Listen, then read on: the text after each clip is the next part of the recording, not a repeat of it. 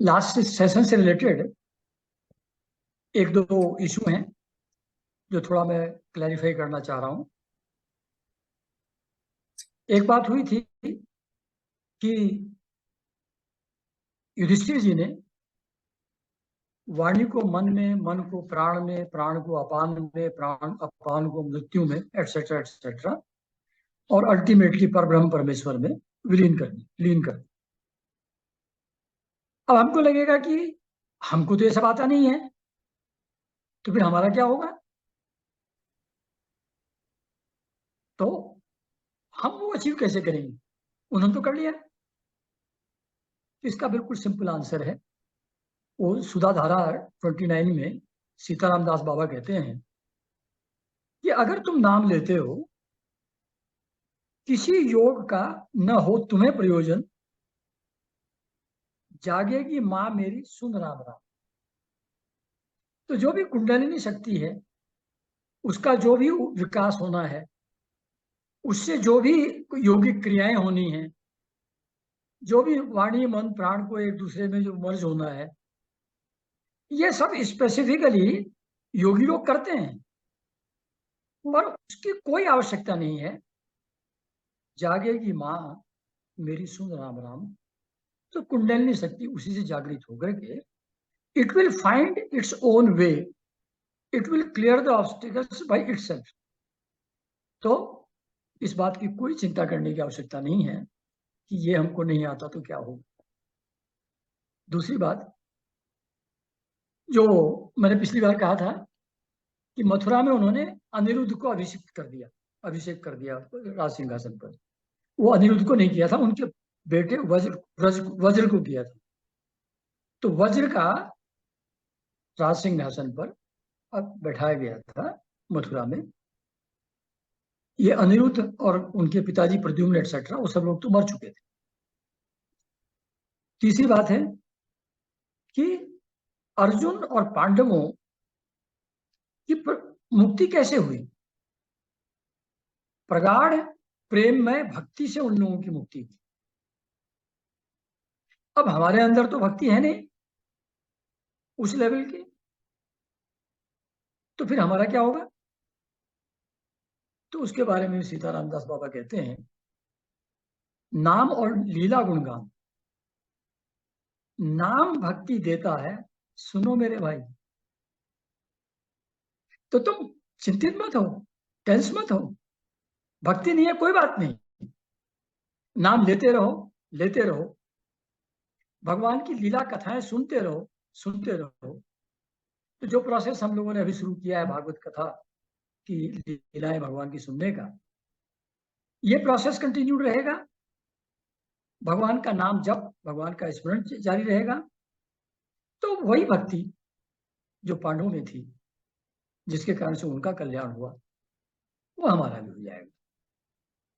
तो किसी प्रकार की मन में कोई शंका रखने की आवश्यकता नहीं है। लीला कथाएं सुनना, भगवान का स्मरण करना, this will achieve everything by itself, nothing more is needed. तो बाकी चीजें पढ़ करके सुन करके इधर उधर से कंफ्यूज ना हो। तो है ना, तो ये क्लैरिफिकेशन था with reference to earlier session. अब 16 चैप्टर शुरू होता है इसके बाद।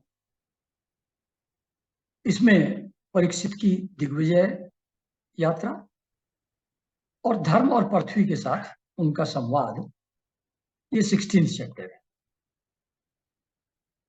तो ये हमेशा से राजाओं का ट्रेडिशन रहा है अपने राज्य को निष्कंटक करने का, आसपास के सभी राज्यों को जीत करके उनको अपनी छत्र छाया में लेने का। तो जब पांडवों का महाप्रयाण हो गया और परीक्षित राज सिंहासन पर बैठ गए, तब ब्राह्मणों की शिक्षा के अनुसार उन्होंने अपने राज्य का शासन भली भांति अच्छे प्रकार करना शुरू किया। उनकी शादी हुई उत्तर की पुत्री इरावती से, और जन्मेजय और 3 और, ये 4 पुत्र उनके पैदा हुए। उसके बाद उन्होंने धर्म कर्म, पुण्य कर्म करने के हिसाब से, ये भी ट्रेडिशन था उस समय में, तो कृपाचार्य को अपना आचार्य बना करके गंगा तट पर 3 अश्वमेध यज्ञ किए। वो इतना इफेक्टिव तरीके से किए गए, ऐसी दक्षिणाएं उसमें दी गई कि देवता लोग प्रत्यक्ष आकर के उन लोगों ने अपना भाग ग्रहण किया। वैसे तो आहुति देते हैं, तो वो आहुति उन तक पहुंची कि नहीं पहुंची हमको पता नहीं लगता है। तो उनके यज्ञ में देवता लोग फिजिकली प्रेजेंट हुए और अपना अपना भाग जो उनका था यज्ञ में उन्होंने लिया, स्वीकार किया। तो फिर दिग्विजय के लिए निकले थे। तो वहां एक जगह उन्होंने देखा कि कोई राजा का वेश बना करके कोई शूद्र वो गाय और बैल को ठोकर से मार रहा है। तो उन्होंने उसको पकड़ा और उसको दंड दिया। तो जब ये बात हो रही थी तो शौनक जी, अब आप लोग जो कहानी सुन रहे हैं ये बेसिकली सूत जी कहानी सुना रहे हैं शौनक जी को। शौनक जी और दूसरे उनके साथ ऋषि मुनि हैं बहुत सारे, जो 1000 वर्ष के लिए यज्ञ सत्र में बैठे हुए हैं, लीला कथा सुनने के लिए बैठे हुए हैं। ये कहानी वहां चल रही, उसमें वो बीच बीच में सूत जी फिर जो परीक्षित को सुखदेव जी बताते हैं उसका आभास दे करके उनकी कहानी सुनाने लगते हैं। This is how it is written. तो शौनक जी पूछते हैं सूत जी से कि ये परीक्षित जी ने, जब कलयुग इतना खतरनाक चीज है, उसको दंड देकर क्यों छोड़ दिया? उसको मारी क्यों नहीं दिया? समाप्ति क्यों नहीं कर दिया? क्योंकि भले ही उसने राजा का वेश धारण किया हुआ था, पर था तो अधम शूद्र जिसने गाय को लात से मारा। उसको छोड़ा क्यों? अगर इस प्रसंग का भगवान की लीलाओं कथाओं से कोई संबंध हो तो आप सुनाइए, अगर संबंध ना हो तो छोड़ दीजिए, क्योंकि फालतू बातें करना और फालतू बातें सुनने का कोई फायदा नहीं है। लेकिन अगर ये कुछ संबंध रखती हो भगवान की लीला कथाओं से तो इसके बारे में हमको बताइए। और जो सूत जी, वो सोनक जी कहते हैं कि आप बिल्कुल आराम से कहानी सुनाइए, कोई हड़बड़ी कोई जल्दी करने की जरूरत नहीं है।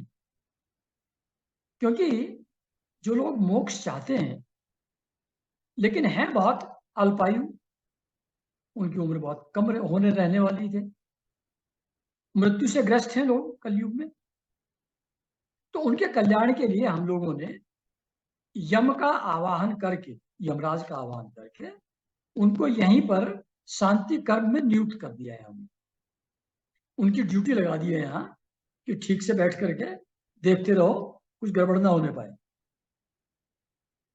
तो वो जब तक यहाँ नियुक्त हैं यमराज जी इस यज्ञ सत्र में, तब तक किसी की भी मृत्यु नहीं होगी, न सुनाने वाले की न सुनने वाले। इसलिए आप आराम से बैठ के सुनाइए कहानी। तो ये अरेंजमेंट इसलिए किया गया है जिससे इस जो सुधा के समान जो लीला कथाएं प्रभु की हैं वो सब बिल्कुल by being rest assured that they will listen it fully, उस विश्वास से आराम से निसंकोच निसंदेह होकर के सुन पाए। तो ये अरेंजमेंट हम लोगों ने कर दिया, आप उसकी चिंता मत करिएगा, आप अपनी कहानी प्रेम से आदमी से सुनाइए। तो फिर सूत जी सुनाना शुरू करते हैं, भाई उन्होंने क्यों छोड़ दिया उसको, कलयुग को मारा क्यों नहीं, है ना। तो वह कहानी सुनाते हैं कि जिस समय राजा परीक्षित, सम्राट परीक्षित कुरुजांगल देश में शासन कर रहे थे, तो उनको सुनने में आया कहीं से कि उनकी सेना से सुरक्षित होने के बावजूद उनके साम्राज्य में कहीं कलयुग का प्रवेश हो गया है। और जब उन्होंने सुना तो थोड़ा दुख हुआ उनको कि मेरे शासन में मेरी सेना सुरक्षित होने के बावजूद कलयुग कैसे घुसा है यहाँ। पर सोचा चलो एक मौका मिला है, उसको भी देख लेते हैं, कलयुग को भी। तो इसलिए ज्यादा दुख उनको नहीं हुआ। एक अपॉर्चुनिटी युद्ध की और उसको सब्जुगेट करने की एक अपॉर्चुनिटी उनको मिल रही थी। तो फिर वो धनुष अपना हाथ में लिया उन्होंने और अपने सुंदर जो काले घोड़े थे श्याम कलर के और सिंह वाली ध्वजा वाला उनका रथ था, तो उस पर सेना के साथ पैदल रथ हाथी घोड़े की सेना उस पूरी सेना के साथ नगर से बाहर निकले। तो जो आसपास के जितने देश थे, भद्राश्व, केतुमाल, भारत, उत्तर कुरु, किम पुरुष, मुझे खुद तो कुरु जंगल देश में थे खुद, और उन्होंने इन सब देशों को जीता। भद्राश्व, केतुमाल, भारत, उत्तर कुरु और किम पुरुष आदि सभी वर्षों को जीतकर फिर वहां के राजाओं से भेंट की। तो भेंट लेने की उनको पैसे आवश्यकता नहीं रहती, लेकिन वो अपनी औकात समझ करके ठीक से डिसिप्लिन वे में रहे हैं, उसके प्रतीक के रूप में वो भेंटे प्रस्तुत करते थे जो हार जाता था, और फिर उनकी आज्ञा के अनुसार आगे चलेगा, अपना देश संभालेगा। ये उनके देश का शासन करने नहीं जा रहे, but he will be under, उनके जो कहेंगे वैसे चलेंगे। तो जब वो ये दिग्विजय यात्रा पर चल रहे थे, कर रहे थे युद्ध, तो जहां जहां लोगों से मिलते थे युद्ध के दौरान, तो वहां सब जगह उनको अपने पूर्वज महात्माओं की, युधिष्ठिर, अर्जुन और इन सब लोगों की, और भगवान श्री कृष्ण, इन सब की कहानियां, इनका सुयश, वो कितने महान थे, कितने पावरफुल थे, ये सब बातें उनको सुनने को मिलती थी। और उन सब घटनाओं को सुनते हुए ये भी क्लियर होता रहता था कि ये सब भगवान कृष्ण की महिमा के कारण से ही हुआ था, उन्हीं के प्रसाद से ही हुआ था। जैसे उनको सुनने में मिलता था कि आपको तो अश्वत्थामा के ब्रह्मास्त्र से भगवान श्री कृष्ण ने बचाया था। ऐसी कहानियां भी सुनने को मिलती थी कि यदुवंशियों में और पांडवों में बहुत प्रेम था, कितना प्रेम था उसके उदाहरण वहां मिलते थे उनको। और पांडवों की श्री कृष्ण भगवान के प्रति कितनी भक्ति थी, ये भी सुनने को मिलता था। जब कोई ऐसी बातें उनको सुनाता था तो वो बहुत प्रसन्न होते थे, उनके नेत्र खिल जाते थे, और वस्त्र और मणियों के हार उपहार स्वरूप वो उन लोगों को देते थे जो उनको इस तरीके की कथाएं सुनाते थे। जब उनको सुनाई पड़ता था लोगों से कि भगवान ने पांडवों के प्रेम में परवश होकर के उनके सारथी, सभासद, इन सब का रोल भी, दूत का रोल भी डिस्चार्ज किया, रात में वीरासन में बैठ करके शिविर पर पहरा देते थे, युधिष्ठिर के पीछे पीछे चलते थे, पांडवों को स्तुति और उनको प्रणाम करते थे, और पांडवों के चरणों में पूरे जगत को उन्होंने झुका दिया। जब ये सब चीजें सुनने में मिलती थी तो उनकी श्री कृष्ण के प्रति तो भक्ति पहले से ही थी, वो और बढ़ती जाती थी। मतलब बार बार सुनने से उसका प्रभाव मन के ऊपर, मस्तिष्क के ऊपर और ज्यादा हो जाता है।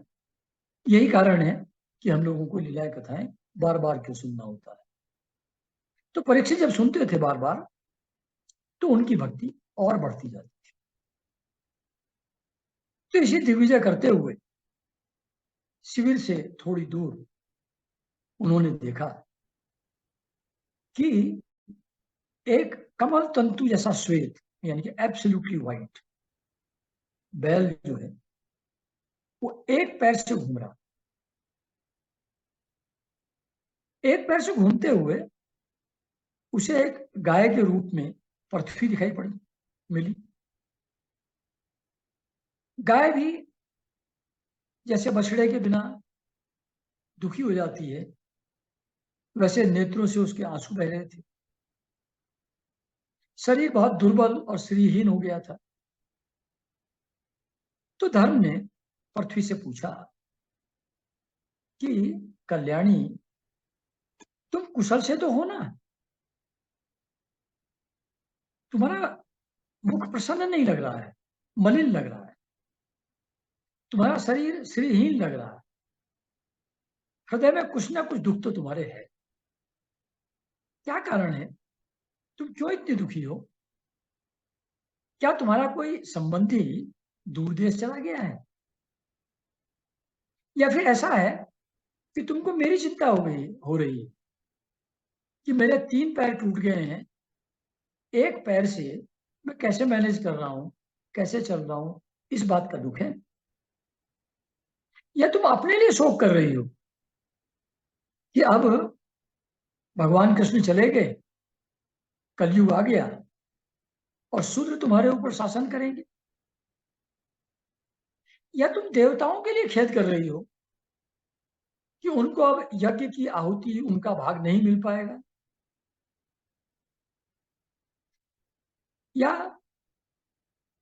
वर्षा टाइम से न होने के कारण से प्रजा अकाल और दुर्भिक्ष से पीड़ित हो जाएगी, उस बात से दुखी हो? या गुंडे बदमाश राक्षस शरीर के मनुष्य के कारण से स्त्रियां बिल्कुल असुरक्षित महसूस करेंगी अपने आप को, क्या उस बात के लिए दुखी हो? या जो विद्या है, नॉलेज है, वो कुकर्मी ब्राह्मणों के चंगुल में फंस जाएगी, फंस रही है? मतलब विद्या है लेकिन है कुकर्मी, उस ज्ञान का उनके ऊपर प्रभाव कोई नहीं है। और वो ब्राह्मण जो वो उन राजाओं की सेवा करेंगे जो विप्रद्रोही हैं, ब्राह्मणों के अपोजिट है। क्या इस बात से दुखी हो रही हो? या नाम मात्र के राजा जिन्होंने सब लूट खसोट करके जनता की बुरी हालत कर दी है, देशों को उजाड़ दिया है, ऐसा बहुत जगह देखने में आता है। आउट ऑफ करप्शन कैसे खत्म हो जाती हैं स्टेट्स। तो क्या उन राजाओं के लिए, उन देशों के लिए तुम शोक कर रही हो? या जनता आजकल खान पान में, कपड़े पहनने में, स्नान करने में और स्त्री पुरुष के सहवास में शास्त्रीय नियमों का पालन नहीं करेंगे, स्वेच्छाचार से शास्त्रों के विपरीत आचरण करेंगे, खान पान भी शास्त्रों के विपरीत, वस्त्र भी शास्त्रों के विपरीत, कैसे कैसे कपड़े लोग पहनते हैं इस बारे में इंडिकेशन है। और ऐसे ही जो फिजिकल रिलेशनशिप है बिटवीन मैन एंड वुमेन, उसमें भी किसी मर्यादा का, किसी चीज को फॉलो नहीं लोग करेंगे। क्या इस कारण से तुम नारा दुखी हो? या हो ना हो, ये कारण शायद ना भी हो इनमें से कोई, ये श्री कृष्ण चले गए हैं, उन्होंने तुम्हारा भार उतारा था, दुष्ट राजाओं को खत्म करवाया था, अवतार लेकर ऐसी ऐसी लीलाएं की जो मोक्ष के लिए सपोर्ट हैं, अवलंबन है।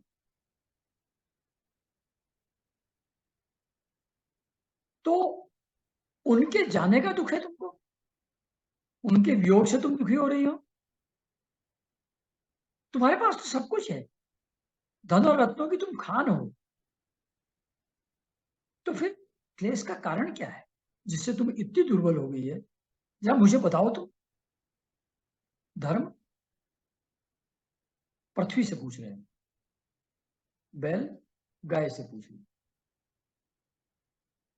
तो मालूम होता है कि तुम्हारे दुख का शायद कारण हो कि जो तुम देवताओं के द्वारा भी वंदनीय हो गई थी, क्योंकि श्री कृष्ण भगवान के चरण कमलों के चिन्हों से तुम चिन्हित थी, उसी कारण से दुखी हो गई।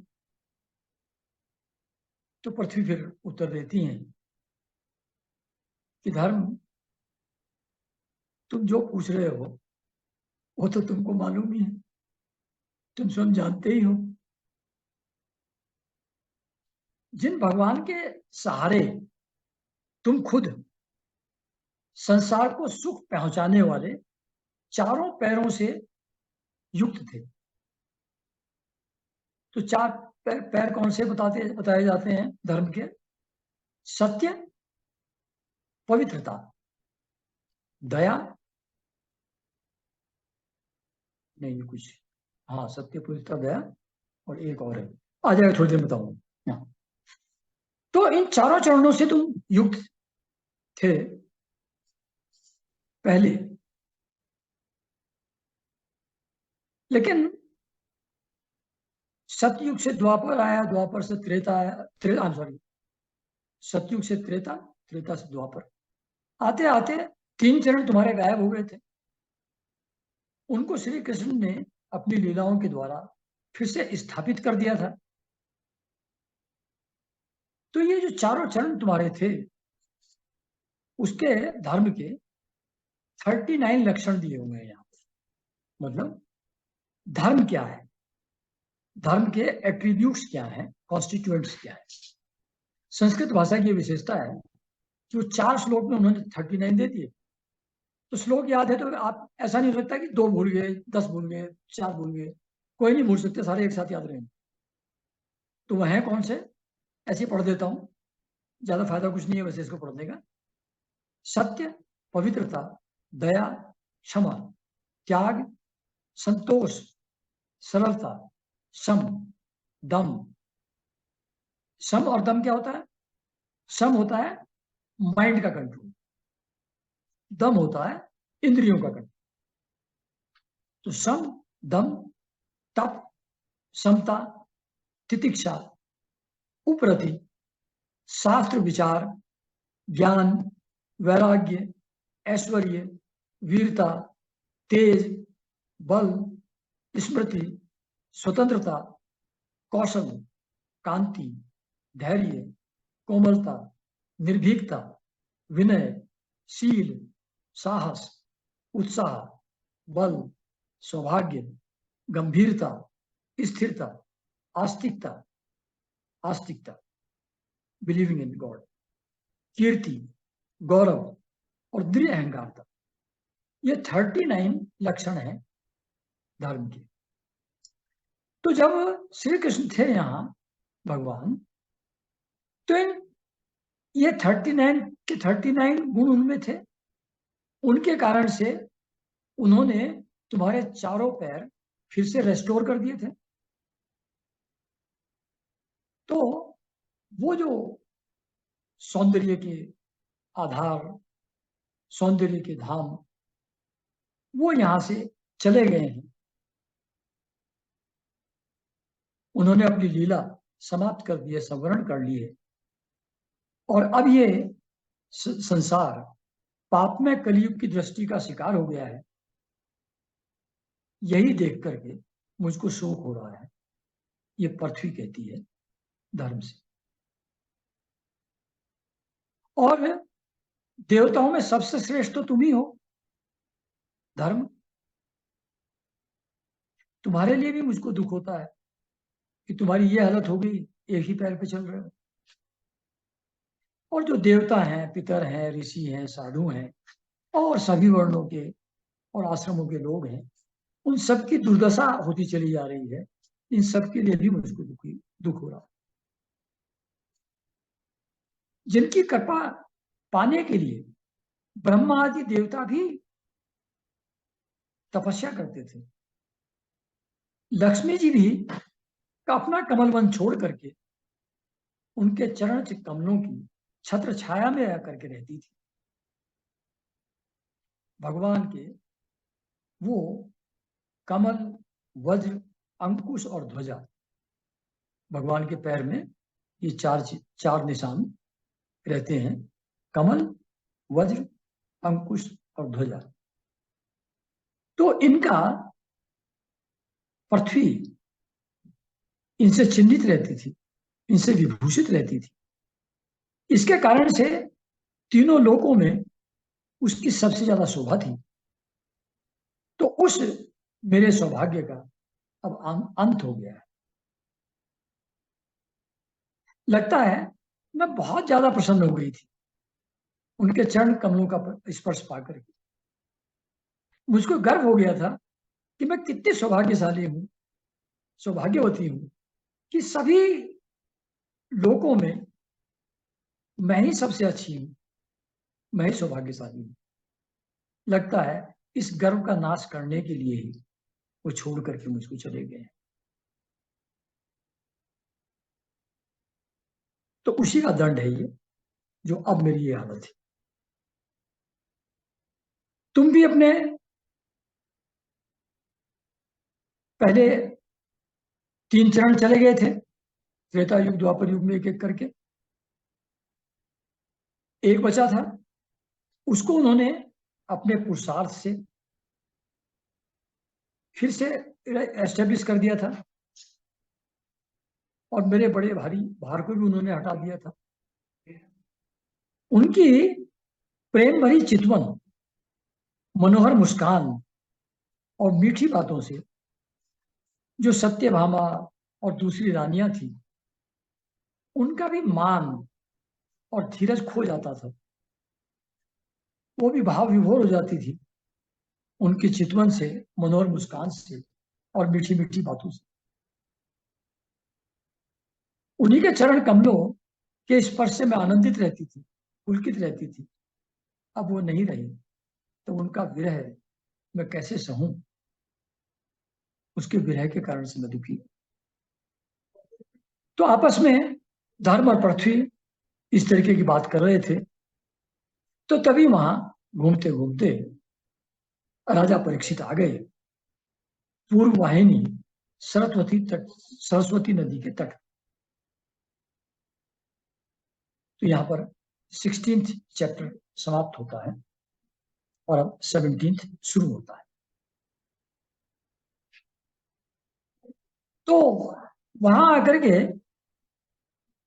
सरस्वती नदी के तट पर आकर के राजा परीक्षित ने देखा कि वहां राजा का भेष बना करके एक शूद्र डंडा लेकर के गाय और बैल को ऐसे मार रहा है कि जैसे उनको बचाने वाला ये उनका कोई स्वामी ही ना हो। और वो जो बिल्कुल व्हाइट कलर के का बैल था, कमर तंतु जैसा श्वेत, वो एक बैल पे खड़ा हुआ कांप रहा है डर के मारे। शूद्र मारता जा रहा है उसको, बहुत पीड़ित है वो। पीड़ा के कारण से उसका मूत्र त्याग भी हो रहा है, और गाय भी जो धर्म के लिए उपयोगी दूध, घी आदि हविष्य और ये सब चीजें प्रोवाइड करती है, ये भी अत्यंत दीन अवस्था में थी। बछड़ा भी उसके साथ नहीं था, भूख भी उसको लगी हुई थी, और उसकी आंखों से आंसू बहते जा रहे थे। ऐसी हालत में उस शूद्र को, कलयुग को, इस बैल और गाय को मारते हुए परीक्षित जी ने देखा। तो उन्होंने अपना धनुष उठाया और मेघ के समान गंभीर वाणी से बोले कि तू कौन है? बलवान होकर के मेरे राज्य में तू दुर्बल जीवों को मार रहा है। तू भेष से तो राजा लग रहा है, लेकिन कर्मों से शूद्र लग रहा है। तो ये मत समझना कि ये दादा अर्जुन, भगवान श्री कृष्ण ये परम धाम चले गए हैं और अब तू निरपराधों पर प्रहार कर रहा है, तो तुमको कोई कंट्रोल करने वाला नहीं है, ऐसा मत सोच। तू अपराधी है बिकॉज ऑफ दीज एक्ट्स, और तुम डिजर्व करते हो डेथ, तुम वध के योग्य हो।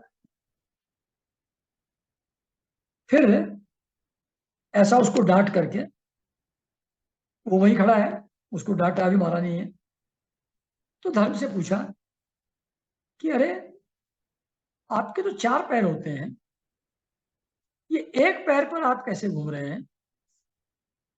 क्या वृषभ के रूप में, बैल के रूप में आप कोई देवता हैं? ये भूमंडल कुरुवंशी, कुरुवंशियों के द्वारा, मेरे द्वारा सुरक्षित है। आपके सिवा अभी तक मैंने किसी प्राणी के आंसू यहां पर नहीं देखे। तो आप शोक न करें, बिल्कुल निर्भय हो जाए, इसको मैं अभी देख लेता हूं, कलयुग को। और गोमाता को भी उन्होंने कहा कि दुष्टों को दंड देने के लिए ही राजा होता है, आप रोए नहीं, आपका कल्याण हो। जिस राजा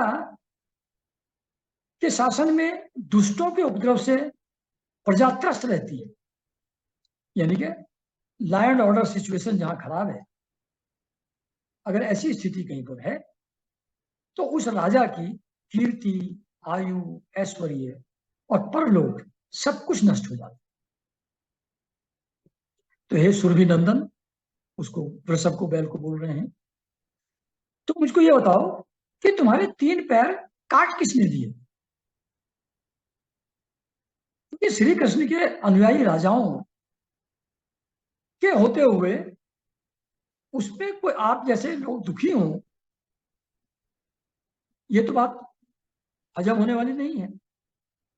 तो आप बताइए कि आप जैसे निरपराध सीधे साधे साधुओं का अंग भंग किसने किया?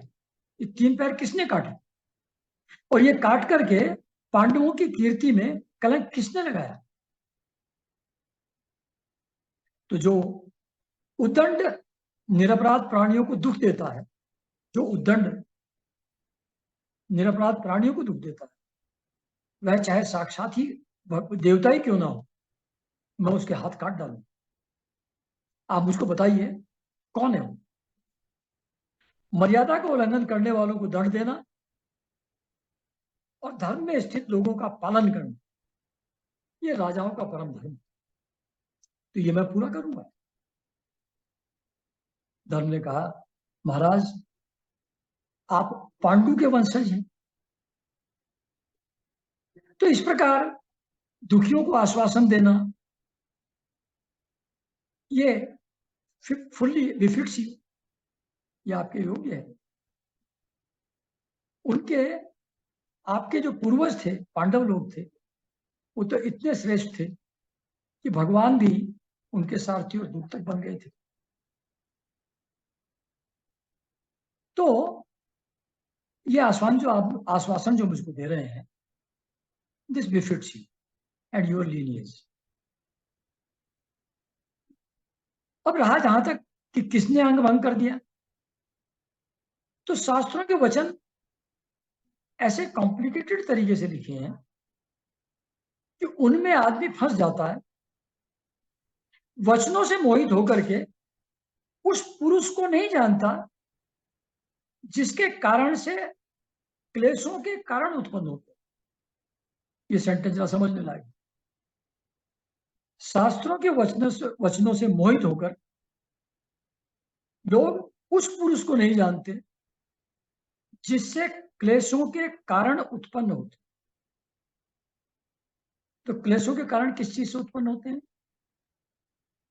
माया जो त्रिगुणात्मक है, सात्विक, राजसिक, तामसिक गुण है, और काम क्रोध लोभ जो मन के एस्पेक्ट्स हैं, जो माया से क्रिएट हुए हैं। और माया कहां से आई है? वो प्रभु की है। तो प्रभु की माया से ये सब कुछ होता है। तो कारण क्या है इसमें? कारण कुछ नहीं है। तो कहते हैं कि उस पुरुष को जानोगे जिससे क्लेशों के कारण उत्पन्न होते हैं, उस पर ब्रह्म को, परमात्मा को जानोगे तो हर चीज से आप फ्री ही हैं, कुछ भी गलत नहीं है। उसको नहीं जानोगे तो ये सात्विक राजसिक तामसिक गुण से त्रस्त रह करके लगातार दुख सुख का भोग करते जाओगे, करते जाओगे। तो लोग डिटेल्स में खो जाते हैं शास्त्रों की, उस पुरुष को नहीं जानते जिससे सब कुछ पैदा हो।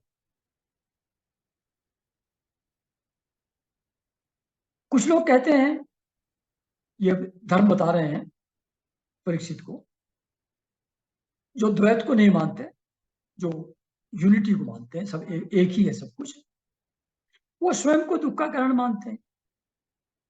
कोई प्रारब्ध को कारण मानता है, कोई कर्म का फल मिलता है कर्मों को मानता है, कोई स्वभाव यानी कि सात्विक राजसिक तामसिक गुण का जिस तरीके से कॉन्स्टिट्यूशन है, उस स्वभाव को कोई सुख दुख का कारण मानता है। कोई ईश्वर को मानता है कि सब भगवान करने वाले हैं, सुख दुख वही देते हैं। और कुछ लोग ऐसा कहते हैं, दुख का कारण ना तो तर्क के द्वारा जाना जा सकता और ना वाणी के द्वारा बतलाया जा सकता। अब ये जो इतने सारे मत हैं, इसमें से कौन सा एप्रोप्रिएट है, कौन सा ठीक है, आप अपनी बुद्धि से विचार कर लीजिए and you come to your own decision. तो ऐसा धर्म बताते हैं। तो जब परीक्षित ने धर्म की ये सब बातें सुनी कि दुख का कारण कौन है, मेरे अंग भंग कैसे हो गए, तो परीक्षित जी उसको प्रवचन को सुनकर के धर्म के बहुत प्रसन्न हुए और उनका खेद मिट गया। अब ये खेद मिट गया क्यों लिखा है? मतलब ही वॉज फीलिंग इनएडिक्वेट कि मेरे राज्य में ऐसे दुखी कैसे हैं लोग, क्यों हो रहा है ऐसा। तो जब ये सुना धर्म का प्रवचन तो क्लैरिटी आ गई कि भैया ये तो भगवान की लीला है। ऐसा सोच करके जो थोड़ी देर के लिए टेंशन में आ गए थे उससे फ्री हो और फिर शांत होकर के शांत चित्त से फिर उन्होंने धर्म को कहा परीक्षित ने कि ये धर्म के तत्व का जो आपने उपदेश किया, ये इस वृषभ के रूप में आप क्या स्वयं धर्म ही हैं? और आपने होना हो इसलिए अंग भंग करने वाले का नाम नहीं बताया कि जो पाप करने वाला होता है उसको जो नरक की प्राप्ति होती है, उस की चुगली करने वाला, उसको इधर उधर बात करने वाला, निंदा करने वाला किसी दूसरे की। एक जगह सीताराम दास बाबा कहते हैं कि वो निंदाकारी निंदित के पाप भागी होते, निंदाकारी निंदित के पाप भागी होते। तो इस कारण से आपने नहीं बताया कि उसको जो नरक मिलना है, अगर आप उसकी निंदा करेंगे तो आपको भी वही मिलेगा, वही नरक। या फिर ऐसी बात है कि यही बेसिक सिद्धांत करेक्ट है कि परमेश्वर की माया जो है that can not be describe, उसका निरूपण नहीं हो सकता। उसमें ये सुख दुख कैसे आते हैं, अंग भंग कैसे होते हैं, कैसे जीवन मृत्यु होता है, इसके रहस्य को कोई जान नहीं सकता। तो सतयुग में तो आपके 4 चरण थे, तपस्या, पवित्रता। तो पवित्रता शौच, यानी कि मानसिक शौच, मन भी साफ हो, शरीर भी साफ हो, नहाए धोए हो। तो आंतरिक और बाहरी दोनों प्रकार की, दोनों जगह पवित्रता। दया और सत्य, ये 4 आपके चरण सतयुग में हुआ करते थे। तो इस समय अधर्म क्योंकि कलयुग में आकर के प्रवेश कर गया है, तो उसके अधर्म के जो अंश हैं, गर्व है ना, अपने ऊपर अभिमान, आसक्ति, अटैचमेंट्स, मद, ईगो, ये जो 3 चरण, ये 3 जो अधर्म के अंश हैं, इनके कारण से 3 चरण आपके समाप्त हो गए। अब सत्य ही केवल बचा है, दैट विच इज। सत्य क्या है? Which is eternal, which was there, which is and which will always be there. तो सत्य ही एक बचा हुआ है। तो सत्य का मतलब करेक्ट स्टेटमेंट और फैक्ट से नहीं है। सत्य का मतलब ए थिंग विच एग्जिस्ट्स। तो तप, पवित्रता, दया और सत्य, ये 4 चरण थे। गर्व, आसक्ति और मद, अभिमान और ये आसक्ति, अटैचमेंट्स और मद के कारण से 3 चरण आपके चले गए, सिर्फ सत्य ही बचा है। उसको भी कलयुग ग्रस्त कर लेना चाहता है, उसको भी वो खत्म कर देना चाहता है। और ये गौ माता जो है, ये तो साक्षात पृथ्वी है, और ये भगवान ने इनका बोझ दूर करने के लिए अवतार लिया था, और इनके उनके चरण चिन्हों से सुशोभित होकर के ये बहुत ही उत्सवमय हो गई थी, बहुत ही एंजॉय कर रही थी, अपने आप को बहुत सौभाग्यशाली समझ रही थी। तो ये भी उनसे बिछुड़ गई हैं, और इनको ये भी चिंता है कि अब ब्राह्मण द्रोही शूद्र लोग मेरे ऊपर शासन करें। इस बात के कारण से भी दुखी। तो इस तरीके की सांत्वना उन्होंने दिया कि आप लोग चिंता ना करें, ये कलयुग जिसके कारण से ये सब हो रहा है, इसको मैं अभी नष्ट कर देता हूं, अभी खत्म कर देता हूं, मार देता हूं, आप लोग निश्चिंत रहे। ऐसी सांत्वना देकर उन्होंने कलयुग को मारने के लिए तलवार उठाई। तलवार देख करके सिंहर उठा कलयुग, और उसने झटपट अपने जो राज चिन्ह थे, राजाओं का भेष बनाया हुआ था, मुकुट लगाया हुआ था, बाजूबंद बांधे हुए थे, जो जो भी उसके ऑर्नामेंट्स थे, वो सब निकाल उकाल करके फेंक दिए, और तुरंत उनके पैरों पर गिर पड़ा परीक्षित जी। तो जब चरणों पे सर रख करके लेट गया कलयुग, तो परीक्षित तो पांडवों के वंशज थे, भगवान के प्रति अत्यंत प्रेम था, भक्ति थी,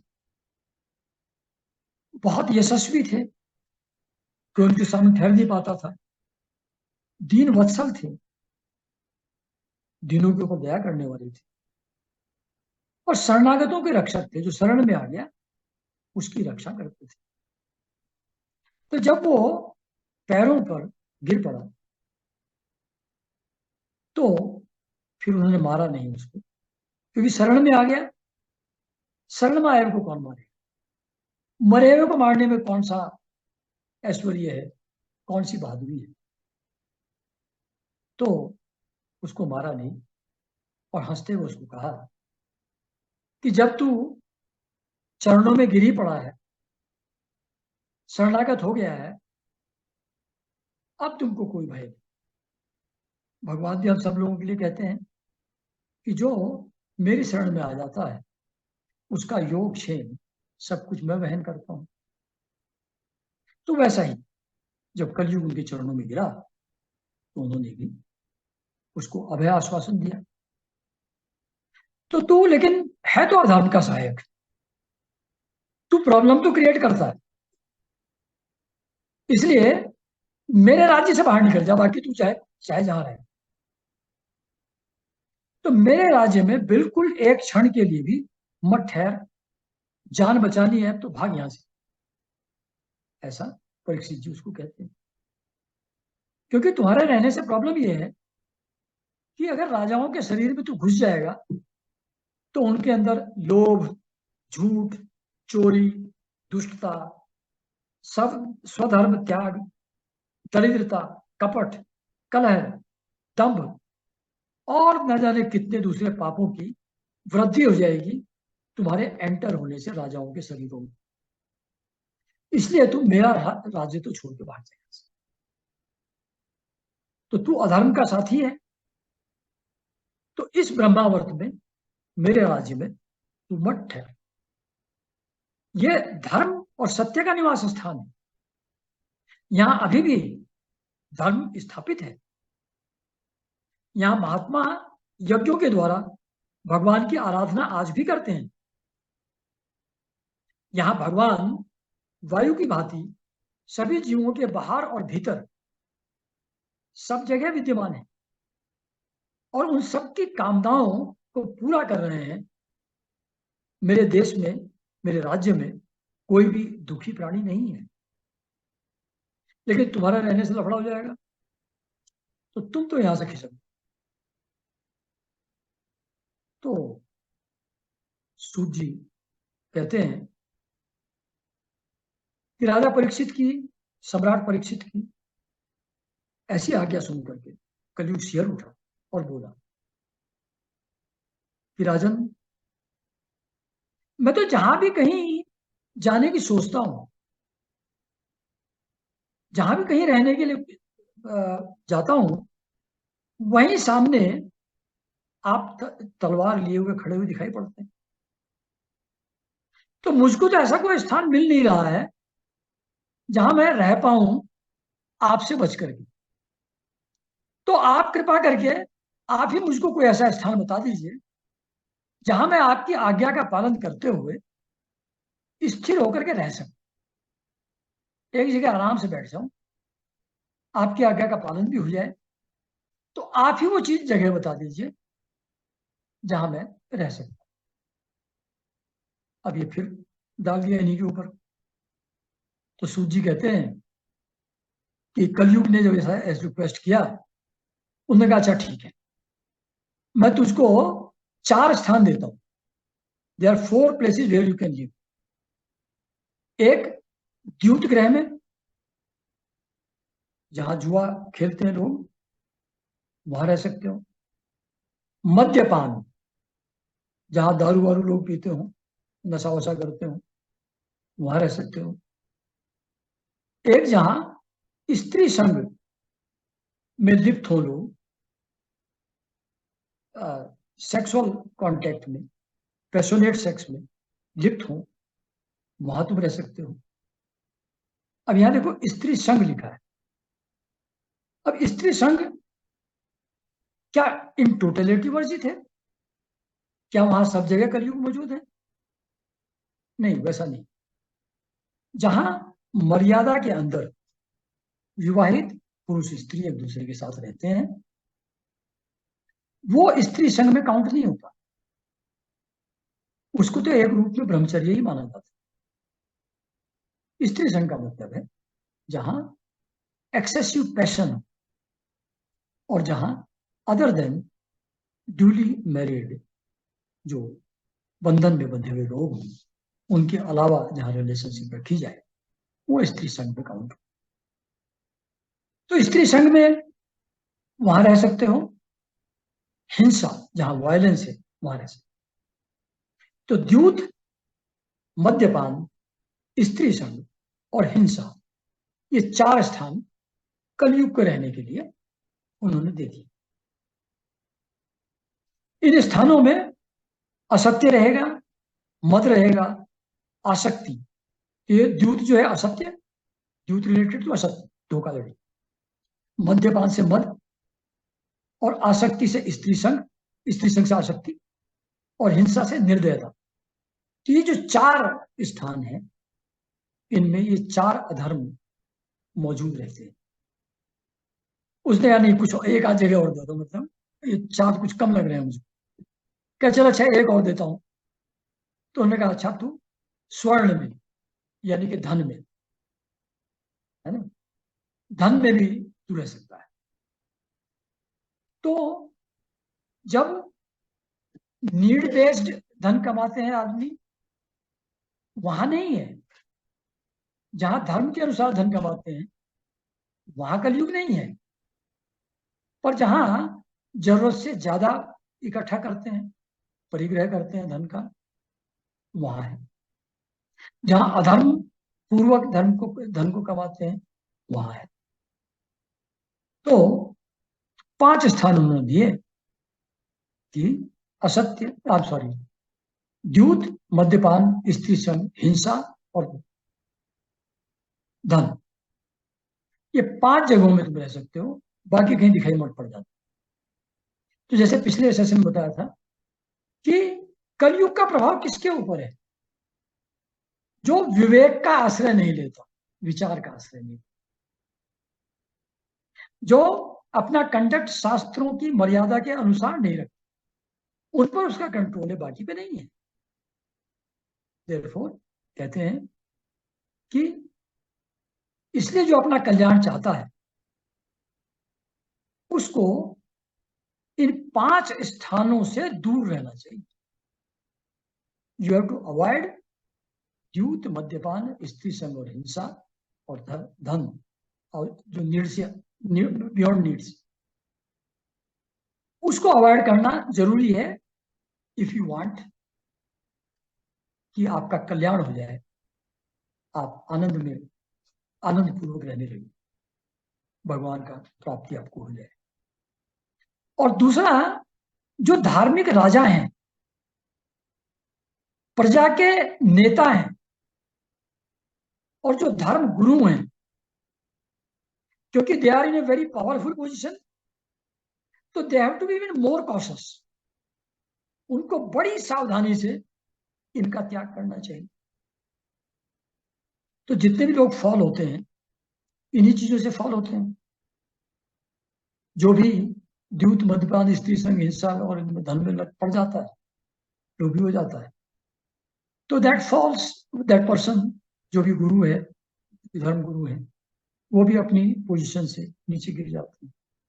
तो कहते हैं कि आत्म कल्याणी पुरुष को इन 5 स्थानों को छोड़ना चाहिए, त्याग करना चाहिए। वो तो जनरल रूल है। लेकिन जो राजा है, प्रजा के नेता हैं, धर्म गुरु हैं, उनको तो विशेष रूप से सावधानी से इन चीजों का त्याग करना चाहिए। तो ऐसा कह करके, उपदेश दे करके, परीक्षित ने धर्म के 3 चरण, तप, पवित्रता और दया, जोड़ दी। मतलब कलयुग के रहते हुए भी धर्म के 4 चरण आज भी मौजूद हैं, अगर आप विवेक के अनुसार, शास्त्र की मर्यादा के अनुसार अपना जीवन जिएंगे तो, है ना। तो फिर वो सूत जी कहते हैं सौनक जी को कि जो इतने महान थे परीक्षित, जिन्होंने कलयुग को भी कंट्रोल करके एक मर्यादा के अंदर दिया, वही परीक्षित आज भी राज सिंहासन पर विद्यमान है। उनका ऐसा ही प्रभाव है। उनके शासनकाल में हम लोग इस दीर्घकालीन सत्र, जो 1000 साल का यज्ञ शुरू किया है, उसके लिए आप लोग दीक्षित हुए हैं। आप लोग बहुत भाग्यशाली हैं। तो नीचे फुट नोट में लिखा हुआ है कि परीक्षित तो मर चुके थे, उनका बेटा जन्मेजय राजा था। तो ये क्यों कह रहे हैं कि आप परम सौभाग्यशाली हैं, वही परम यशस्वी परीक्षित राज सिंहासन पर आज भी विराजमान है और उनका प्रभाव आज भी है। ऐसा क्यों कह रहे हैं? कहते हैं, फुटनोट में एक्सप्लेन करते हैं कि ग्रामर के हिसाब से, पाणिनि ग्रामर के हिसाब से, जो इमीडिएट पास्ट या इमीडिएट फ्यूचर है उसके लिए भी प्रेजेंट टेंस का प्रयोग किया जा सकता है। ये ग्रामर है पाणिनि। तो क्योंकि इमीडिएट पास्ट की बात थी इसलिए ऐसा कह सकते। दूसरा कहते हैं कि परीक्षित भगवान के साथ एक हो गए थे, भगवान का सायुज्य उनको मिल गया था परीक्षित को मरने के बाद। जब वो भगवान से एकाकार हो गए, और भगवान तो हमेशा हैं, इसलिए वो भी हमेशा है, वो भी अभी हैं, तो उनको, सूत जी को, वो वहीं प्रत्यक्ष दिख रहे हैं, क्योंकि वो भगवान के साथ एक हुए हैं, तो सूत जी को दिखाई पड़ रहे हैं वो, इसलिए प्रेजेंट टेंस का प्रयोग किया है। और तीसरा कहते हैं कि पुत्र पिता का ही रूप होता है। तो जन्मे जी वहां बैठे हैं, मतलब परीक्षित ही अपने पुत्र के रूप में वहां बैठे हुए राज सिंहासन पर, तो अभी है ना। तो ऐसा यहां पर ये समाप्त होता है कि ये 5 जगह अवॉइड करना है, विवेक के हिसाब से जीवन जीना है, शास्त्र अनुसार जीवन जीना है, तब कलयुग का कोई प्रभाव आपके ऊपर नहीं होगा और आप शांति आनंद से इस युग में रह सकते। तो यहां भी समाप्त होता है।